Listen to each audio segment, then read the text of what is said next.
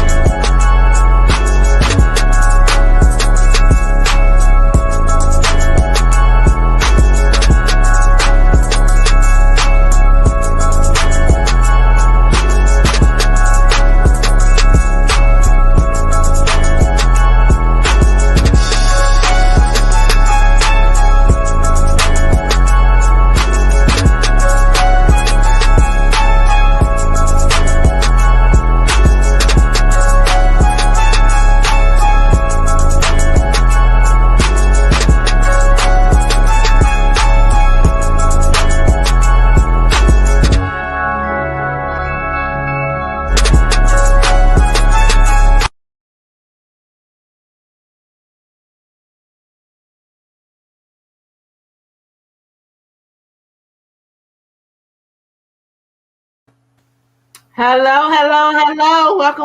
Welcome. It is Thursday. You know what it is. Melanated N Business. It is me, just Joci. And TaWanda with the T. And we have our special invited guest for the hour, Mr. Jason Panda. How are you today, sir? Doing well. How y'all doing? Thank you for having me here.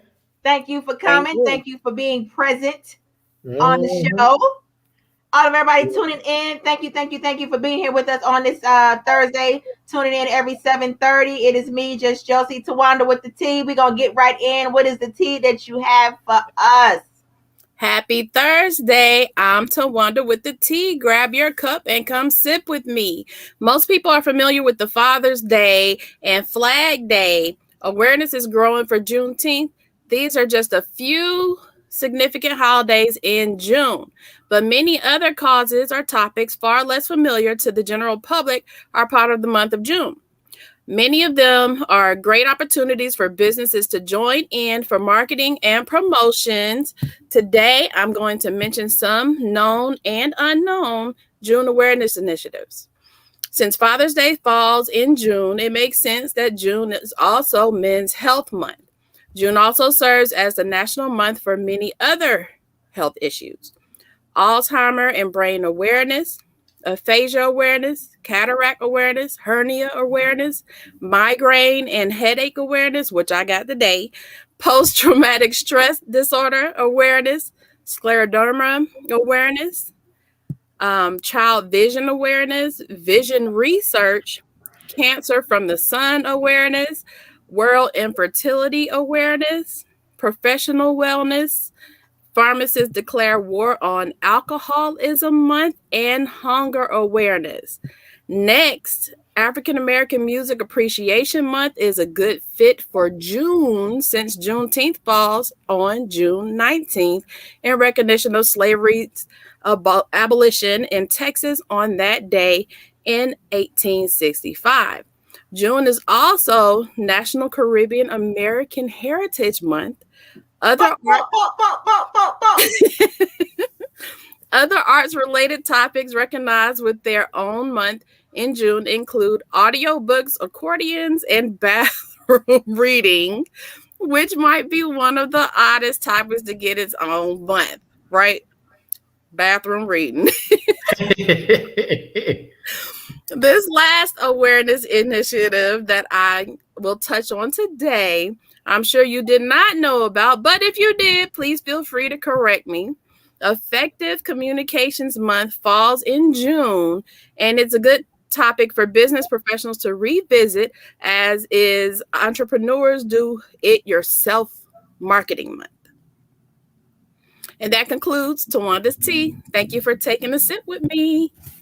That was a lot, T. It's a lot. It's like you can possibly have been a part of anything that you said on that list, including bathroom reading, because I don't had the numb knees plenty times on that cell phone trying to read some stuff.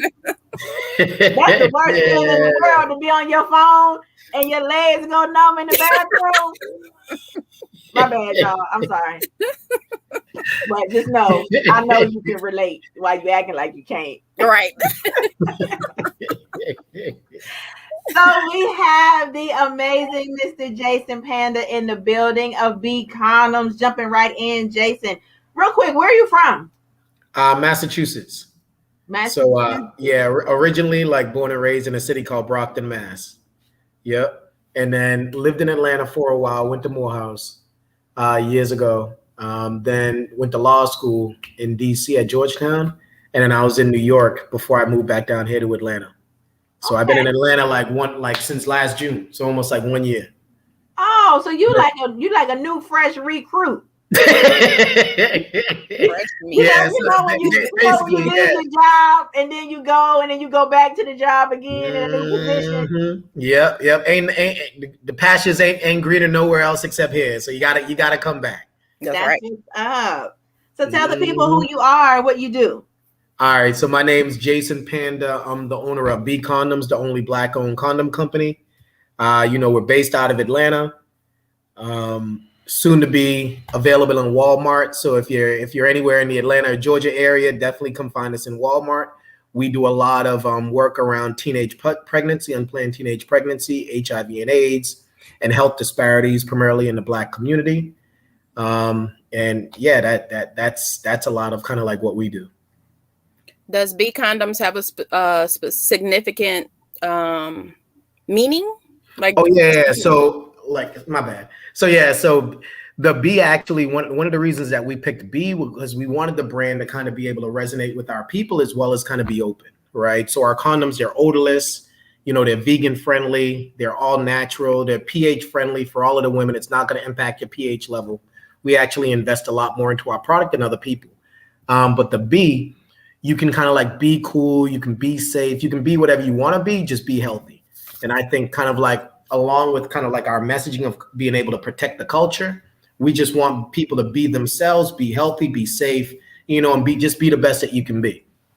And that's where kind of like we got the B from. But it all can also mean black, it can also mean, big, because we do also have the biggest condom on the US market. So, anybody can have their own interpretation of what the B wants to be as long as you're healthy with it. Yeah, I saw that. Let's. So I got my little list of questions. But since you brought that up, let me go on and pass a couple few and come back around. So the biggest condom in the nation. What does that mean? Yeah. Like, how big is that? Basically, it's the biggest in the world, right? Like, I one of the things I'll tell you is I love being black, right? Like, we are our own people. We have our own culture. We are kind of who we are, and I love the black experience, right? And so, we part of that is, we got to create our own lane. We have to make sure we imprint our own culture on everything we do, right? And starting the company, I didn't want to just follow, right? Everybody kind of understands that, as of right now, Magnum's the #1 condom leader, right? Like everybody, people know the gold wrapper, that, this, and the other.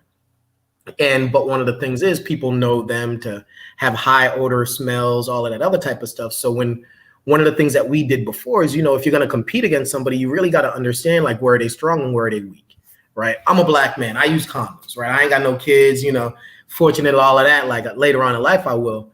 But one of the things that when we were doing our surveys, there's a segment, of us where it's like you want something that a little bit more comfortable, right? And you want something that, is not going to break. You want something that your girl's going to be happy to have on. That's not going to smell up the whole room after you have sex, right? Like everybody knows a lot of times people go, oh yeah, let me smell your thing, right? Like that ain't sexy, yo. Like, so you out here helping people not be smelling like condoms, I just want people to be safe. If I got to make a product that can, take away the odor and allow people to do what they want to do, that's my job, right? Like, why should we accept an experience that, isn't the best that it could be, right? So when after I was doing surveys and, all you got to do, you get 10 people around the room, you start talking about sex and condoms, you're going to get a lot of info, right? You're going to find out what people like, what they don't like. And then I was like, gotta be odorless. You started addressing the kind of core issues that bother people, right? And then amongst the men, we were like, yo, mine was all right, but like they stink. And then I want something just a little bit more, like a little bit more space, right? And then I looked at it and then we started doing size. And like what people don't understand is, black men generally have larger units or however you want to call it. Right. So if we're really trying to customize a product to our segment, we have to speak to not only the to not only like, you know, the culture, but we also have to speak to the product. So one of the things people wanted was a bigger condom. So we were like, yo, let's bring the biggest out there. Let's change around the machines. Let's change around, like, you know, how we're going about building it, and let's put our stake in the ground. So, you know, we may not be Trojan, but we got a bigger condom than Trojan. We may not be Durex, but, you know, we got a bigger condom than Durex. And also that lets the market know that, you know, we're here to play. This isn't a novelty, right? This isn't like one of them, like, you know, just put your face on it and keep it going. No, we're coming to own the industry, and we want to make sure that our people have a seat at the table. So I think most people have seen a couple years, but I've heard a couple of decades at this point. The video where the person takes the condom and puts it on their head. Yeah. They're talking about the stretch of the condom. Well, if that's possible, then why do condoms need size? Here goes why. Now that's actually a really good question, and that's one of the things that a lot of people like. Just because it can stretch doesn't mean prior to stretch. A lot of people don't want, because what happens is when you stretch it out, it also fits a little tighter, right? So like what happens is, let's say you roll out a condom, right, and you just sit it here at the table. Prior to stretch, like there's going to be a certain way that it fits that it's just a little bit more comfortable, right? Like if you don't want a more tight feel, right? So yeah, it can stretch, but as it stretches, it's going to fit more tightly because it has to compress a little bit more on the skin, right? So what generally happens is people want to have a nice, comfortable feel without it having to stretch. And that's what the XL really does for men. Because yeah, you can anybody can stretch it out. Like we're in Tokyo Valentino, right? One of the things that they do is they have like this, damn near 2-foot condom, like a big condom display. And then they have our XL like right over it, right? It can fit all of those, right? But just because it can fit doesn't mean that, you know, when a regular guy just wants, you know, to have a 9-inch condom with 2.5 or 3 inches wide, like, you know, that's just what they're going to prefer. So that's the difference. Got it. So what makes So, look, you said 2 inches wide, and I just kind of zoned. I was like, yeah, no, because like, and that's the thing, like our snugger fit, right, which is like a smaller size condom, is maybe about like 6.5 inches by like 1.5 inches, 2 inches wide, right? Whereas like our XL, the one where, you know, it's the largest in the country. At just rolling it out, it's about 9 inches by about 3 inches, 2.5 to 3. Why your face looking like that? Like you sitting there, little like what? What type of guy packing for that? Like, look at your face. Who is buying that? The baby, maybe. What is the list? Do you have a customer list for that? Who's buying that? Jesus! Look at your face, yo. You're like, my bad.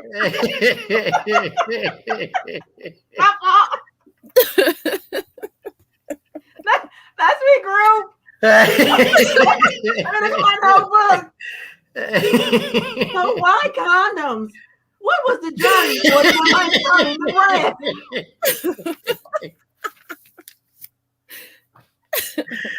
Oh man, somebody says that I am a whole real life fool. Nah, ain't nothing wrong with it, man. I love it. But yeah, so going back to condoms, and you started the brand, and you previously said that you were an attorney.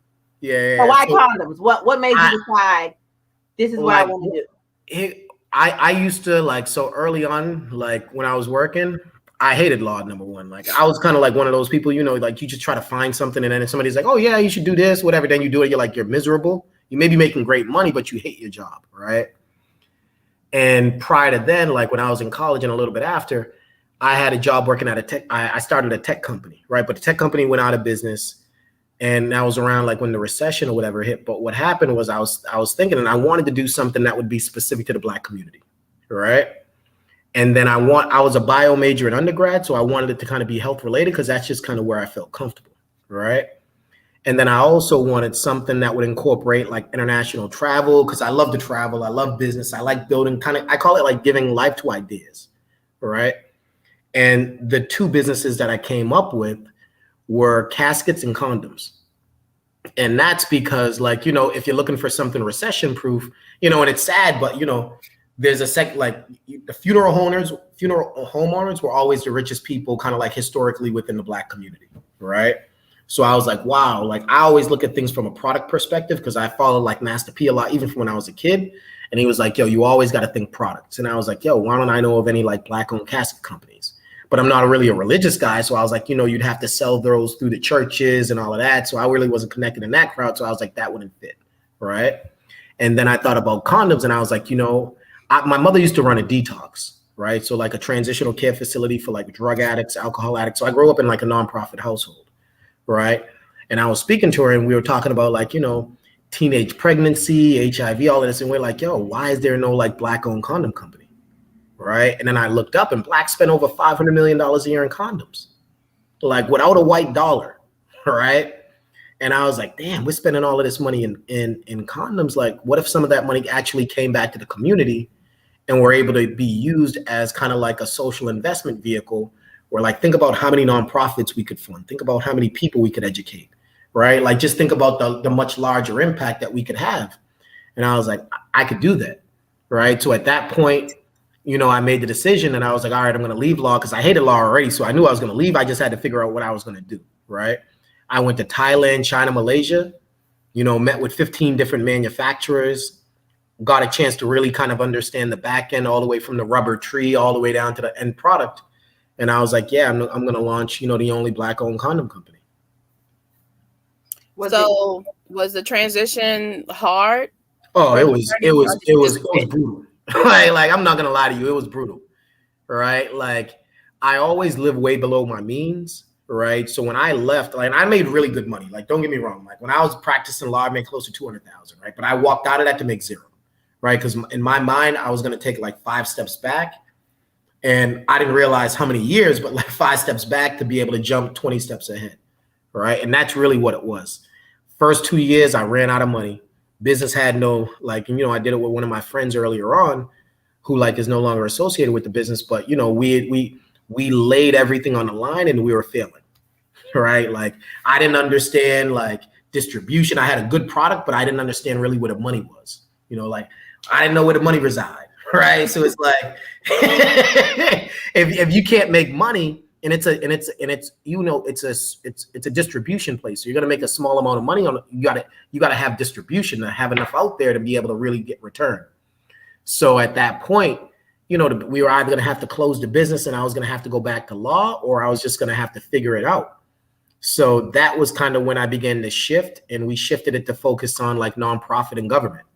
And that's because, you know, like with government, you can get mass distribution at smaller margin, but at least you can get stable contracts, right? So like you ever go into the health department, like DeKalb County is one of our clients, right?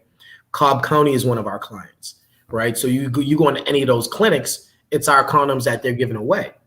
So I realized that I could build a nice solid business, be able to get multi-year contracts, go in the government route, and then have enough time once I was able to get my bills paid and everything else to stabilize the business enough to now give me the launch pad to go, you know, more mass market or whatever. So, but yeah, earlier on, ran out of money. There were times that, you know, I had to have a job during the day, you know, to run this at night. It was brutal, but I just knew it was, you know what, you find your calling, and you know, the only way to move forward is to go forward.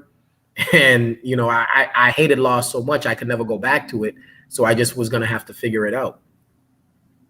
So currently, where are your condoms manufactured? Oh, Thailand and Malaysia.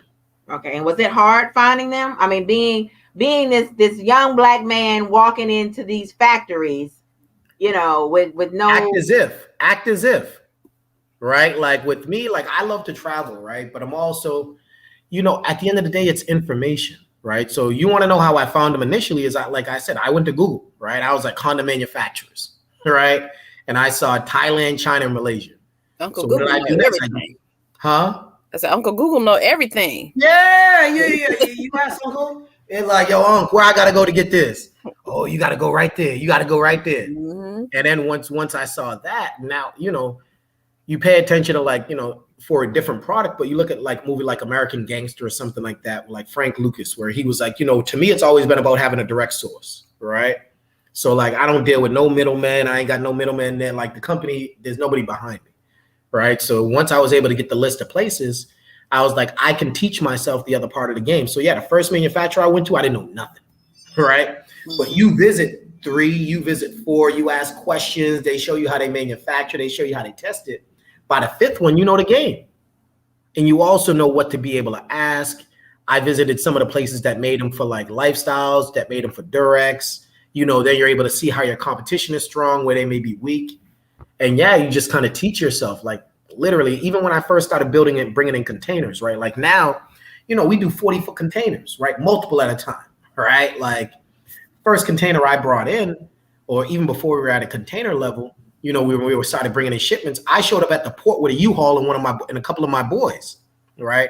I didn't understand that you couldn't like, you know, just show up at the port and pick up your stuff. I didn't understand customs brokers. I didn't understand like that whole logistics supply chain type of thing. I literally learned every step of the business.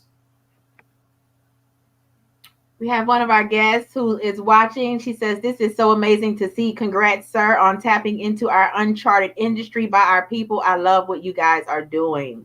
Thank you so much, Angelina. I appreciate that. Yeah, I appreciate that. Is dope.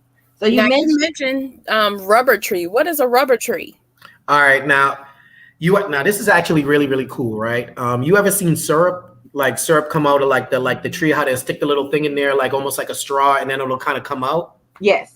That's the same way rubber comes from. So you'll have like a rubber plantation, and it's just like a bunch of trees, right? And then you'll see like little like straws stuck into the side with like a little container right at the bottom.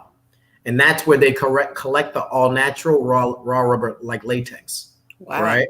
And then what happens is you have guys that literally, they'll walk up and down these plantations with like larger buckets, collecting all of that all natural latex. And then they'll bring it in, they'll put it in like a larger, kind of like a larger bucket or whatever, I guess how you call it, and then they'll mix it with like different proponents, and that's where you get rubber, like the tires for rubber. That's where you get gloves. That's where you get condoms. But that's where it all starts. So earlier you mentioned testing. And your condoms are triple tested. Explain what that means and how does that set you different from everyone else in the industry? Oh yeah. So a few things that set us different, right? Like, so when I say our condoms are all natural, like there's no casein, there's no glycerin, there's no nitrosamines, like, you know, there's no animal byproducts. What happens is, you know, like a lot of times when people be like, I have latex reactions, like, what people don't know a lot of times is it's not necessarily a latex reaction. It's some of the things that are put within the latex that react with people, that cause an allergic reaction with people, right? And one of those is called casein. It's like an animal byproduct, right? So, you know, because what happens is when you first have like the rubber latex, they'll mix it with kind of like, it's like a whitish kind of like milky solution, right? And a lot of times that includes casein, and that's where you get the real bad foul smell. And that's where like some of my competitors, that's what's going on, Edwin. That's where some of my competitors that, you know, like their condoms may smell, that's where it comes from. So when we say ours are triple tested, the first is like, it's called an air pressure test, right? So what happens then is they'll fill a condom up with air and see at what level does it burst, all right? And the next one is called a water leak test, right? They'll fill it up with water and then they'll see at what level does the condom burst, right? And then the last one is called an electronic pinhole test, right? So all of the condoms, imagine kind of like a little cylinder or whatever. And then what happens is when the condoms come out and they first are made, they'll put them over a little cylinder, and then you'll have like a, like almost like an ultra-red light, right? That scans the outside of the condom and looks for pinholes or holes that are too small for the natural eye to detect. And that way, you know, by the time and then it goes from there to the lubrication process, it gets put in the packaging, and then it moves out and gets ready to be able to be distributed. And that's how we know for sure that 100% of our condoms are properly tested. So and then you'll have different batches. And that also is what makes it vegan friendly? Yeah. So the lack of products, like the lack of animal products, the lack of casein, you know, the lack of nitrosamines, and some of these other ingredients that they'll use and actually develop in the condom is what makes it vegan friendly. Okay. because we don't use any of those, like any of the So, animal byproducts. what product would deal with the pH balance? Oh no, that's the same thing. Same thing. So yeah, so like if you check ours, like ours don't have spermicide, right? Like no parabens. Parabens really impact the pH as well, right? And casein is kind of like what makes it smell, and then but also like if you look at like the gluten or the glycerin, those are some of the other products that can kind of impact women or whatever as well, that ours just simply don't contain.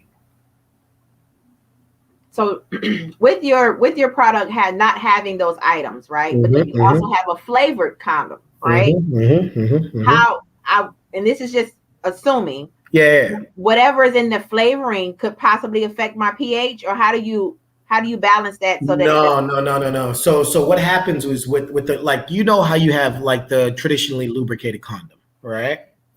So within the lubricant, you can add different components that can give it like a taste without it necessarily impacting the pH, right? And that's standard. So like you ever have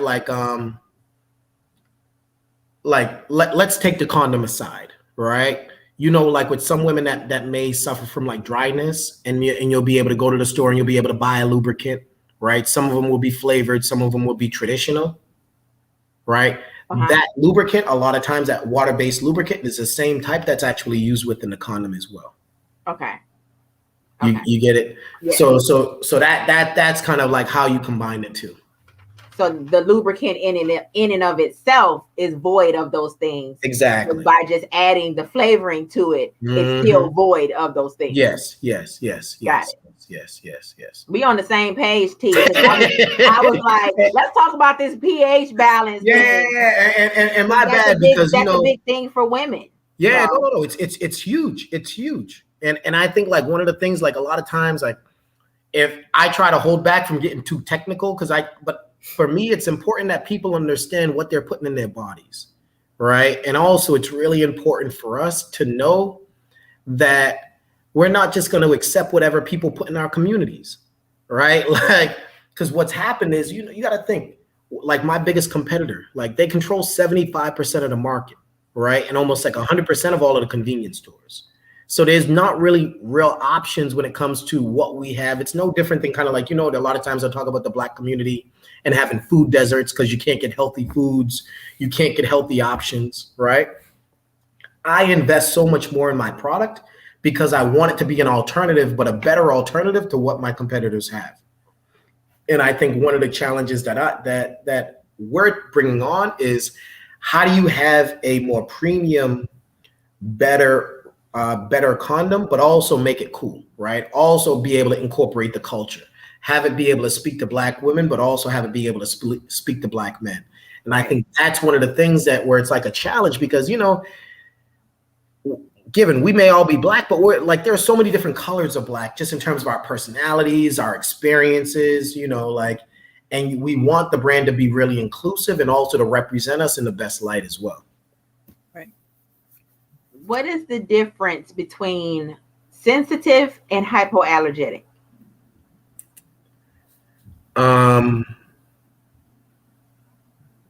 I don't know. Like, none of our condoms are hypoallergenic, so I'm not really familiar with those types.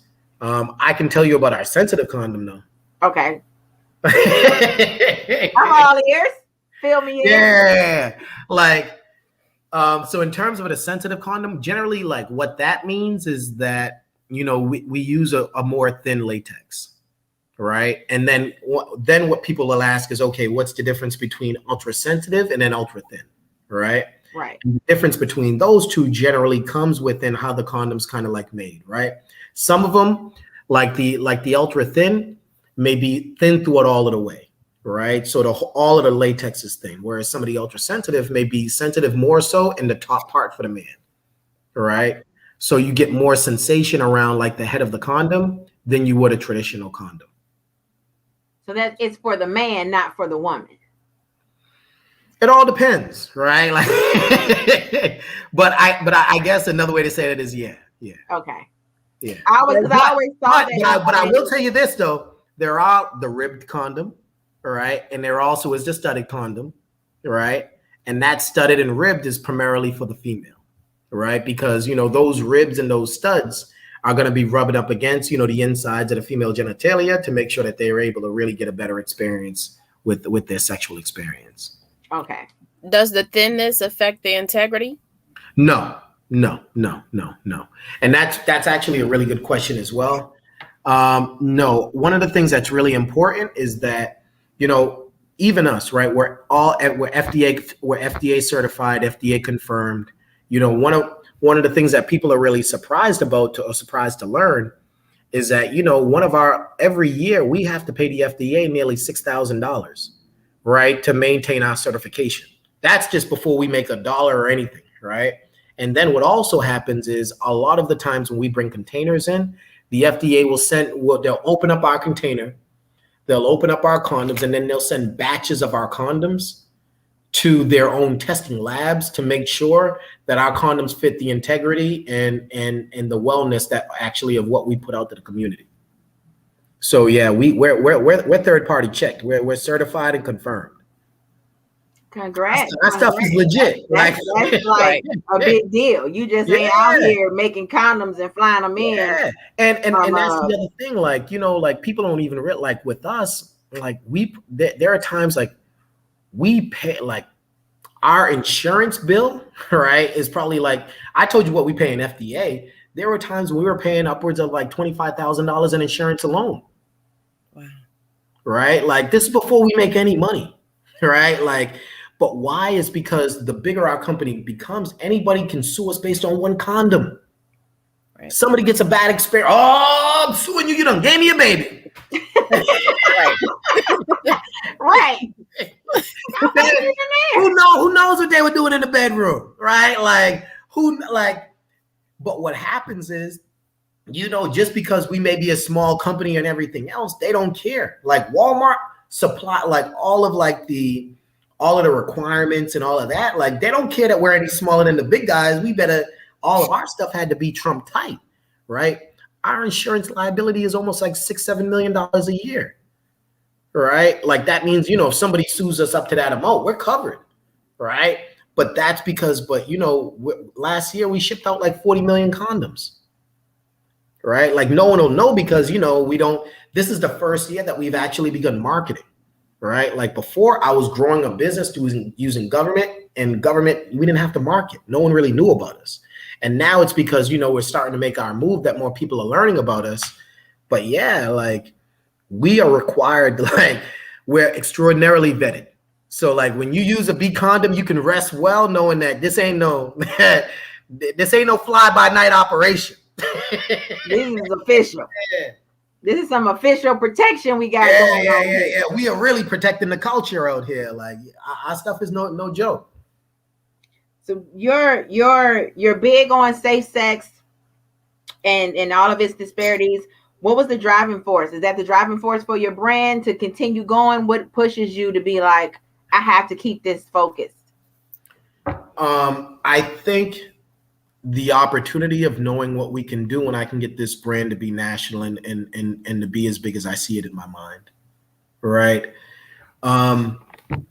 I think that as a condom company, we're at a unique intersection between public and private, right? Like, and it also connects, like, you got to think people in their teenage years are having sex, people in their retirement years are having sex. I heard they ain't using condoms though. Nah, you do have. They said the highest, it was a part of the generation, right? Like, percentage of STDs is coming from senior citizens. Yeah, it's true. Playing them slot machines ain't all they do when they go to the casino. It right? ain't all Bible study, okay? Okay, bingo. It ain't bingo Bible study. So they got to do something with that retirement check, that SSI come in. They like, yeah, we got us a little bit right now, and you got to think like, and I'll talk about it from a male perspective, right? But what Viagra and Cialis did was literally change the whole game in terms of kind of like, at what age does male sexual wellness peak, right? Because you got to think, even if you look at black men, right? Like, we'll start getting diabetes, we be overweight, like 50, 60, it ain't going to be really like what it was in our 20s or 30s, right? Now you get them dudes, all they got to do is pop a pill. Their body may be 60, 70 years old, but their man is like 20, right? And literally, like, so all of a sudden, you now have a whole new generation that are like back to living life again, right? So it's like, and part of that generation really wasn't brought to age within the age of condoms. So part of what, we try to do is make sure that, our education is also extended to that level to make sure we're not really leaving anybody out. Which is good. Because you're Yeah. You got everybody covered. So do you, I know you cover everyone, but do you focus more on a certain age range more than others? Yeah, I would say for us, for where we are right now, I think our real focus is like 18 to 35. And I know it's kind of broad or whatever, but really what happens is the peak condom time is really like 2 p.m., right? 2 to 3 p.m. And the interesting thing is that's when the high school kids are coming out of school, they're going to the convenience store, they're buying a condom, and they're having sex before their parents get home, right? That's it, right? Because what happens at 24, 25, men have gotten used to their pull-out method. They've tried that a couple of times. They may have had a couple of stable relationships. And, women start talking about their quarter-life crisis and trying to figure out the family situation. And people have and they trust birth control a lot more at 25 than they do at 16, right? So what happens is, people's experience and how they view condoms also changes the older you get, right? Like, unless you're uber active, we had like research, most women will keep, a 12-pack of condoms, like in a little night dresser or whatever, right beside the bed, top or bottom drawer, right? Like, and, just in case, something pop up, that's where they got them, right? And they're going to be safe. But what happens is the older you get, after a couple of times, there's a level of trust that ends up getting established and condoms kind of move to the side. So for us, from a condom company perspective, it's more important for us to capture that youth, and then you'll get a good 10 or 15 year customer, as opposed to somebody, from the 24 to 35, where, you'll be able to get them, but they may not necessarily be your core buyers, right? Because they're not going to, your shelf life with somebody within that 25 to 35 is going to be a lot shorter. Once they get married, once they get in a serious relationship, you're losing them, right? And you then also have to get them to change from a brand that they may have been using from 18 to 25 or 16 to 25, right? So you're having to first get them to come over. And then by the time you get them to come over, they're only going to be with you for a year or two, right? Whereas I'm like, always, give me your little brother, give me your little sister, right? I get them, I got 9 years. Right. And then I got to invest in the next generation, right? And I think that, and also what it allows us to do is really begin to educate this younger generation in terms of where we'd like our culture to be 10 years from now as well. How are they going to be able to view sexual health? How are they going to be able to view sex education? How can they relate that to their families and their friends, and later on their own children? So I just think we got a really unique opportunity to hit a lot of different areas and to grow to be a really, really powerful company in this country. You do. You're on the right track. You are, because you started, with government in schools, and then you kind of went to market, and that's always a good place to be, because government and school they having sex. Yeah. Teenagers they sex lives is popping. You know what I mean? Yeah, it is. And it's funny, but it's serious. You know what I mean? And it's like they need it. They need to know that they have something available to them that is durable. Yeah. And it's Black owned. We gotta ride. We gotta get our dollars back into our in our community. And one of the things, and part of the reason that I'm so excited about our Walmart launch next week, is literally over the last 6 to 9 months, I gave away 1 million condoms to Atlanta through barbershops, through beauty salons, through our street team, through our different events that we were doing. I've done my part to be able to give back and introduce the product and introduce it to people to say, why I feel that you should want to support us. And now it's like, you give it away, you do your part, and then you trust that you've reached enough people and enough people want to support what you're doing so that you can then be able to take it to the next level. And that way, even if people go like, what have you done for the community? Like, y'all can check my track record. Like, I know I got 10 years of doing nothing but community work. 10 years of doing the mom and pop, doing the health fairs, doing all of that, even before I made it to this level. So I paid a lot of the dues earlier on that the bigger companies never do. Like, a lot of people know about these bigger brands, but when was the last time you were at an event and you seen, Trojan Condoms marketed, or you seen Lifestyles or Durex market? They don't exist within our community. And I think that's where, a real opportunity for us exists, because we're going to exist where we are, and that's where we need to be. So you mentioned you have the Walmart launch. Mm-hmm. Are you in any other stores? So right now you can find us at Tokyo in Atlanta, right? You can find, Georgia. We'll be in Walmart starting next week. You can find us at Tokyo Valentino. You can find us at Starship, the adult stores or whatever. You can buy us online at B Condoms. You can get us at Amazon. We're available on Amazon as well. And then I don't want to start to name them all, but we got a few big announcements that we're going to be rolling out over the next few months. And we were really blessed because Walmart really opened up that door for a lot of the other major retailers to say, wow, these guys are really doing something different, and let's give them that opportunity. So we're not able to say yet all of the places that we're going to be announcing, but trust, over the next 2 to 3 months, we're going to have a lot of big announcements. And I think a year from now, you'll be able to see us anywhere all across the country in the majority of major chains that you'll be able to find condoms. That's what's up. It's exciting. It is exciting. You know why it's exciting? Because for me personally, I never just thought of a Black-owned condom company. Yeah. When I think of condoms, you go automatically to the black box with the gold writing. You know what I mean? Or the other one that you don't want to use that smell funny. So it's like, I can actually get a Black-owned condom. Yeah. You know what I mean? And when you go inside and let me show you some of the things, right? So this is like our new packaging. So we got holographic packaging, and when you actually see us inside the stores, you see where it says support Black business. We ain't hiding from it. Right? Like they're gonna know right off the top who we are, why we're here, and why we're important. Right? And for us, adding that little statement on our actual package was important to be able to begin to change the dynamic and let people know, yeah, we do exist in all of these other areas, right? And then, we have the little statement in the back, which actually, you can't really see it now, but it talks about the company. It has our story on it. It says how we're vegan friendly, how we're odorless, triple tested. We're the first to be able to actually bring the QR code onto the box as well. And we have it on the package. One thing I'm going to show you really quick. Hold on. I think I have. Give me 1 second. I haven't. I just opened this box. Oh, don't be opening no unnecessary condom boxes. No. Look at this. So this is actually our foil, right? So if you look at the foil, what we also show in our foil is support Black business, right? And because it hit me, I'm like, we're doing our own design. This is us, right?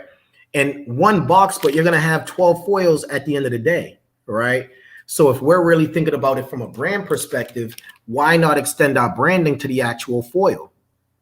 Nobody else is doing that, right? So I shipped out 40 million condoms. If I would have had 40 million touch points, or 40 million new people that all of a sudden they look up and then they had that same reaction. Oh, shit, they're Black folk right here. And then they can get on their phone on the back and then scan the QR code and be able to find us, learn about us. That's what it's really about, building it from bottom up. And that was one of the big changes that we had, that I invested in prior to us, going into the big stores. So that way, because it's going to be eye-opening and mind-changing for a lot of people to be like, wow, because the question is, why don't we exist in all of these other areas? We spend, right, 40% of the condom market of people of color, majority Black, right? That's why people are like, why don't you go do the mass market approach? I'm happy with my people. If I can get that 500 million trust, my generations ain't going to have to think no more. And while doing it, I'll be able to finance so much education, so many nonprofits, really create structural change within the community from bottom up, and do it from an economic perspective. Because so many times, we have so many good ideas and we want to do so much, but we ain't got the money to back it. That's what has to change. And that's hopefully, you know, as I grow my company, what I can spearhead, because we'll be financing it ourselves. So speaking of financial backing, earlier you mentioned you had to pay $6,000. You pay $6,000 a year for FDA certification, and you pay what, $25,000 for insurance. For insurance, how do you fund that if you're financing yourself? Sales. And you're giving away $1 million, condoms. Sales. You know, we're fortunate now in that, you know, we move container loads, right? So like, you know, Illinois may buy 10 million condoms a year, right? South Carolina may buy, you know, 1 to 2 million a year, right? Mississippi may buy another million too, right? You know, Alabama may buy, you know, maybe 1 million. Louisiana may buy 3, right? Like you add up all of these different states, right? Individually, collectively, it all adds up, right? And then we got a small team, and then we reinvest everything back into the growth, right? Like earlier, and I was fortunate because prior to me getting the kind of like going the government route, I was able to get an SBA loan, right? And what that is, you know, I had an investment property that I had to put up, right? That, you know, I bet on myself. This business fails, I fail with it. I'll probably be homeless. I'll be out there pumping gas, be like, yo, y'all don't forget me now. You know, I was out there, I tried to shoot for my dream. I shot my shot, you know, but I'm all in, right? This is what I do. This is me, right? And I had to, you know, give myself and more of myself to make sure it happened. But yeah, but that's that. I was able to get an SBA loan that helped give you the financing to be able to purchase all of the product that I then was able to use to reinvest back into it. And then to make sure, and I've always had a longer approach, right? Like my approach was always to be, I always understood this was going to be a 10-year grind, right? I just had to make it through to understand the market and now have the opportunity to make the move that I'm making right now. And that's why like we're coming heavy. Like you got to think, outside of, and this is one of the things that I tell a lot of people, outside of, let's say, Wrap Snacks, right? There's not a lot of product companies that are owned by Black men that are really making their move in retail to where we're going to be able to make it. Like I take my hat off to all of the Black women and what y'all are doing around beauty brands and all of those. But from a but you know, Black women have always been ahead of Black men. I went to Georgetown for law school. We had 40 Black women, 10 Black men, right? We've always had to play catch up, right? So what I'm trying to also provide is for an engine, a real economic engine for Black men and a home for Black women to really be able to lift us up and show that, yo, we can play the big boy game. Nothing can stop us. And now as I begin to unroll this blueprint, there are going to be a lot of people that may sit in the back and they'll see and be like, yo, Jay, how you do this? All right, here goes what the game is. It can be done. You just got to show people that it's possible. Appreciate that, Edwin. Be done. And I don't know if people realize, but the 40-foot containers are huge. You know what I mean? Like no, like really, they are huge. And in order sometimes to fill those up with product can take a year. Yeah. You know, and you're filling them up and shipping them out. Every 2 to 3 months, we're turning them. Boom, boom, boom, boom. Last time we brought in 3 containers. Already go. A lot of product. That's a lot of condoms. People are having a lot of sex, you know. But no, so I say that to say that that's a lot of representation of the brand. Once we're able to properly make sure it's represented. Right. So we're doing the volume, but all of this we're learning, right? Like no one was really doing some of the things that we're now trying out. Right. Like one of the things you got to think when we're doing government, we didn't have a really big marketing budget. Right. And then it's like, how do you spend the market if you're really not available? Right. Because the first question people ask is, where can I get you? People aren't going to the health department. Right. Like some of them may, but like people aren't going to, you know, Sister Love or some of the other nonprofits that we're working with, you know, here in Atlanta. So, you know, but what we did is we invested heavily in the people, understanding that we already knew 6 months ago we were going to be in Walmart right now. Right. So our goal was like, yo, let's shake the ground. If there's going to be, you know, a big party, a big weekend, whatever it is, blast it. Right. And understanding we got to develop that legwork and that groundwork and that visibility so that when we go into Walmart, it ain't going to be the first time people see us. Like, and even one of the other things is, you know, we're fortunate because even the buyer at what she follows us, right? Like they're watching. They're gonna see if y'all are just kind of sitting in the back and waiting on them to kind of like give you a cosign, or if y'all are really gonna do the work. So what happens is when people see us out there really putting in the work and they see the sweat equity and everything else, people respect it. They're like, yo, these guys grind. They guys like they ain't looking for the easy way out.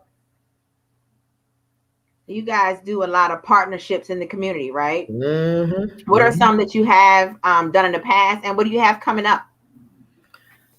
So in the past, we had like I mentioned, our barbershop and beauty salon campaign. That was where we gave away, you know, like 250,000 condoms through that one. We had the other one more recently over the last 7 months where we gave away another 750,000 condoms through our street team. So like that's where they were like at car shows, outside nightclubs, like whether it's Central Station, whether, you know, it's Onyx, like all different. Like if you're going out in Atlanta, we have like 5 street team guys that are at all of the big events, right? And people are funny, right? Because I'll have them leave condoms on people's like window shield. They'd be like, yo, I came out. How y'all gonna leave a condom in a little brochure on my window shield? Like, where the hell? It's so because people ain't used to it. They're like, where the hell this come from? Right? So like, and we'll put up the posters. You know, Memorial Day weekend, we had a full team. You know, that was one weekend that we had the flex to let folks know that, you know, we're really here. Right. So of course that weekend, you know, we showed up to the club with 20 women. You know, we had like, we balled out that weekend. We made it real good. We did 4 or 5 different events. We did a really good event with Sister Love where we did it around like HIV and COVID testing, so that, you know, we'd be able to help them. And we brought over like one of the QC DJs because we have a really good partnership with the DJ Coalition for QC, you know, quality control record label. Next weekend, like I said, we have the partnership with the Cab County where we're going to be doing a really big event. We're going to have food trucks out there. We're going to have, you know, icy machine. We're going to bring out our 40-foot condom. And, you know, that's going to be right in the Walmart parking lot the day after we're available at Walmart. So, you know. Which Walmart? The one in Austell. So, damn. Yeah, you know, it's still Georgia. You can get us at the Cascade. Go over there. No, but it's with the Cobb County Department of Health, right? So no, it's with Cobb County Department of Health.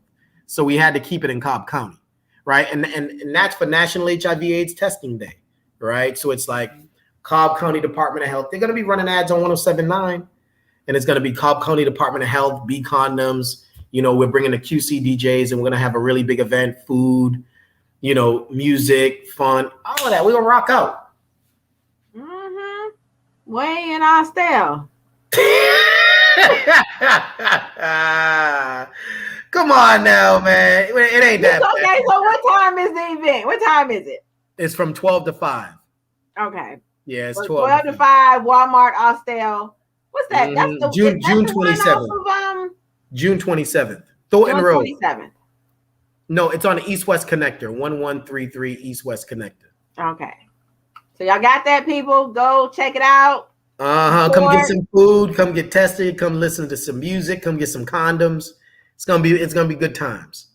Make sure you go get tested, because you men, make sure you go get tested for National Men's. Was it Men's Health Awareness? No, it's National HIV/AIDS Testing Day. No, earlier TaWanda said June. Oh yeah, TaWanda. National Men's Health Month. Yeah. 2 birds with 1 stone. Mm-hmm. So your marketing and your the guerrilla marketing is perfect for the B condoms. It sounds like the marketing could be fun, like just getting out there and just doing it. Mm-hmm. Let me ask, did you get a big 40-foot condom? Specially made. Yeah, no, because like with me, I was, and I don't know if you had a chance to check out our Instagram, but you'll see it on our Instagram. So one day I was thinking, I was like, you know, how do you really kind of like make a mark? Right, you gotta go big, you know, like take the ceiling off of your thinking, right? I was like, who cares? Like, let's let the streets know we the biggest out here. We gonna be the biggest. Ain't no one bigger, right? Like, and that's always my mind. Ain't no one bigger. Trust, we gonna be the biggest, right? And it may take us 1 year, it may take us 5, but they ain't gonna be able to stop us, we're unlimited potential. So when I look at the business, that's already my outlook, right? Like, who's our first retailer? Walmart, ain't nobody bigger. Who's the biggest condom? B Condoms, ain't nobody bigger. And I'm going to let people know everything else, whatever that ceiling is, that's where we're going to go. And that's how we're going to live our life. Ain't nobody bigger. So when I thought about a condom, we want to make a show. What's the biggest condom y'all can make? 40 foot? Do it. Ain't nobody bigger. Right? And that's how we're going to be able to do it. Let people know, no, we're going to do everything out here. There's no ceiling on our potential. And we're going to show people there's no limit on what we're going to be able to get. Ain't no one bigger in this game. Is it air conditioned? Can you go in it? Yeah, you can go in it. We had parties up inside there. Our DJs up inside there. Yeah, yo, we got girls twerking inside. Like, you know, it's a good old time, you know. Not twerking in the condom. Okay. I just cannot. I cannot. So tell the people where they can find you, where they can find B Condoms, where they can find the QR code so that they can scan it and get it if they're, you know, not local. Yeah, well, I'll tell everybody, if you're in the Atlanta area, I ask you one thing. June 26th, June 27th, June 28th, that weekend, go to your nearest Walmart, buy it out. Buy as many as you can. Buy one for you, your mama, your grandmama. If you got kids, your daughter, if they're teenage, like, keep as many people safe as you can. You can find them in all of the Walmarts, so you ain't got to worry about it. Ain't going to be in the closest one by you. It's going to be there, right? Like, that's how you can support. If you're not here in Atlanta, you'll be able to get us on Walmart.com. Find us there, right? Like, I'm trying to push everybody to Walmart, right? Because, like, you know, it's kind of like an album drop, right? People want to check your sales. They're going to check your stats, right? Everything we're doing is good. But my goal is to be number one on the charts. No different than if somebody's going to drop an album, right? So when all of these retailers are looking at sales, we want to be number one. Ain't no one bigger. Trojan, all of them, there's going to be a reshuffling of the order, right? And we're here to stay. So, and if you're not here in Atlanta, June 26th, you can find us on Walmart. But if you want them before, go to bcondoms.com. You can buy us on there. We ship out 24, 48 hours. And if you're on Instagram, follow us at B Condoms, the letter B, Condoms with an S. Thank you. We thank you for being a guest. It was a pleasure. I definitely got educated and learned some things about condoms that I didn't know, that I think that every person who is active should know. I guess it's while I don't know.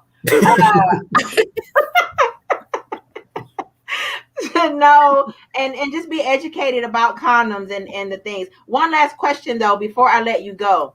Condoms have expiration dates. Why is that? Oh, because what happens is the integrity of the natural rubber latex expire. Like it wears down over time, right? So one of the things they'll tell you about condoms is you don't want them in hot areas. Like, you know, there are different things that can impact the integrity of the actual rubber. In time without usage is one of them. Right. It's kind of like if you got a tire and you don't drive it forever and then you drive it and then boom, the tire blows up. Or if you're driving in really hot areas, your tire will just go and burst. Condoms are really no different. They're rubber latex as well. So that's why our condoms have an expiration date of about 5 years. And that's because we invest a little bit heavily. Some other condoms may have 4 years. So what's the ideal storage environment? Room temperature. Yeah, as long as you keep them within room temperature, it's perfect. Okay. So it's stored. I don't know if y'all remember a long time ago on House Party, a kid had his in his wallet. He said it had been in there for a long time. Is that a good place to store it, or is that too hot? Like, no, it's less. I think storing it in your wallet is less about the heat and more so about the integrity, right? Because you don't want, like, a lot of times, like, you know, if you sit on your wallet, it may get all crumpled up. You never know if it may be able to puncture the actual outside of it.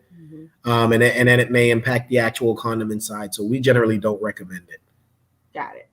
Yeah. But one of the other things that I will announce here today is that, you know, we recently brought on a B Condom specific kind of like sex educator. So we're going to be launching an education part of the company as well. So one of the things that we're going to have is a link that will have education, initially condom education, but we're also going to be launching a B Condom certified educator program where people that want to be associated, people that want to be able to get certified as a Be Condom certified educator can go get educated. We'll be able to connect them with resources and education to be able to make their own localized impact as well. That is awesome. That is awesome. Yes. We're trying to do our part, man. You know. Hey, you ain't trying, you doing. You doing your part. You gotta speak it. You can say, I'm doing my part. Yeah. Try is a bad word. We don't say try around here. Yeah. That's what's up. Well, again, I thank you. I thank you for being here, for educating us. Continue success to you. Increase over your business and your brand. Thank you so much. I appreciate y'all having me. I really appreciate the love. Anything you got, T? No, thank you. You keep mentioning the teenagers, and I got some coming up, and I'm just like, oh, but thank you so much. All right, no problem. Also, we know. So again, we thank you all for tuning in and being a part of us today on this Thursday, Melanated N Business, where we highlight and spotlight Black and brown businesses in the community, for the enrichment of ourselves. We thank you again. If you have a friend, family, associate who has a business, a Black and brown business, and you would like to have them featured on the show, please send me an email at justjoci@melanatednbusiness.com. I would love to spotlight and have them. We are about all things Black and brown. So on that note, we thank you.